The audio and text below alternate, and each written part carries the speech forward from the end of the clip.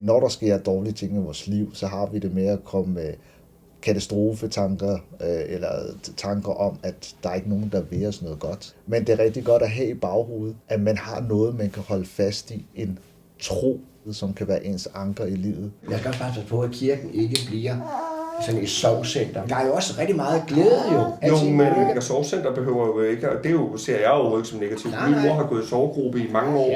Jeg kan bruge kirken til en ting, Robert kan bruge det til en anden ting, min mor kan bruge det til en tredje ting, og andre mennesker kan bruge det til en fjerde ting. Det her løfte, hvor Gud siger, jeg er med dig alle dage ind til verdens ende.